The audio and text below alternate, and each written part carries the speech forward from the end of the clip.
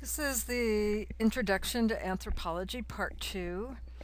So, next we come to archaeology. Now, just so you know, this whole course is based on archaeology, so that's why next week we're going to spend the whole time talking about it. So, the question to you is, who's the most famous archaeologist? Can you think of anybody that you know that's an archaeologist? Well, the correct answer is Indiana Jones. You all know him. Now, the interesting thing is that anthropologists hate Indiana Jones, and we're going to talk about that next week. But what is archaeology? Archaeology is the study of man's past by scientific analysis of material remains. The big thing you have to remember about archaeology is that we're dealing with the things people left behind. And sometimes students have a hard time wrapping their head around that. So basically, it's a way of interpreting the past from material remains. So you're kind of like a detective looking at clues, trying to piece together the scene of the crime.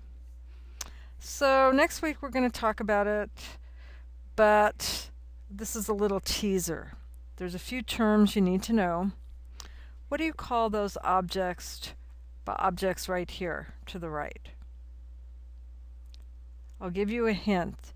They're not called arrowheads. So, if you said projectile points, you were right. What about this? This is not a good picture, but it's actually the picture of a dump. Do you know the correct archaeological term for a dump? It is a midden. M-I-D-D-E-N. A few other things you need to know as a teaser. Let's say that you were at the Eagle River campus and I got a grant to dig up the parking lot because I thought it was a prehistoric site underneath the pavement. And we did our excavation, and the only thing we found were 10,000-year-old mammoth bones. For our purposes in this class, would those bones be artifacts? And would the place we excavated be considered an archaeological site? So think about it just for a few seconds. Yes or no? Well, the correct answer is no. So the right answer is that an artifact is anything made or used by man. So technically, our 10,000-year-old mammoth bones are not artifacts, but if the bones were used and made into a tool, they would be considered artifacts. In this particular case, they were not. So that also means that the 10,000-year-old mammoth bones we found, the place where they were found does not constitute a site. So again, a site, any place that has been used or modified by man. Okay, so again, we're going to talk about archaeology next time, and this whole course is based on archaeology. Okay, last but not least, we're going to talk about cultural anthropology. And I apologize again, but the most famous cultural anthropologist back in the day was Margaret Mead. She actually died in 1978, not 1078. And the question you have to ask yourself is, who do cultural anthropologists study? So again, think about it for a few seconds. If you said living people, that's correct.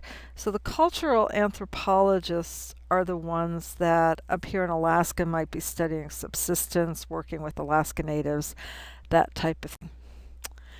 And I'm not really going to get into these definitions, but just understand you might hear the term ethnography.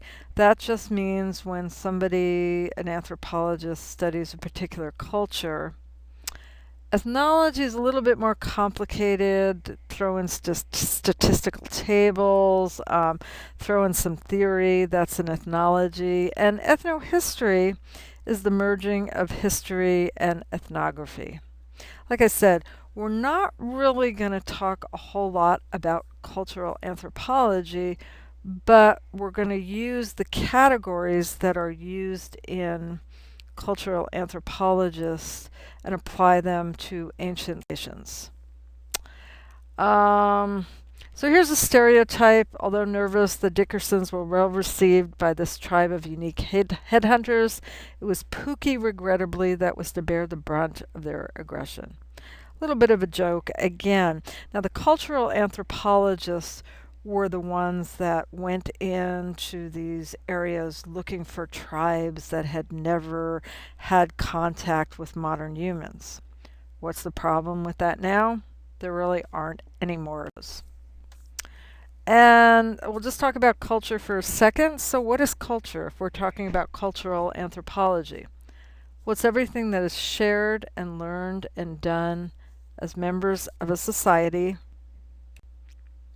good or bad. And we like to use the iceberg theory of culture. What's an iceberg? An iceberg is actually something where it's more underneath than on top. So, a lot of times when you hear about cross cultural education, you're talking about food, fashion, and festivals, but it's really hard to get behind all the subtle nuances of another culture.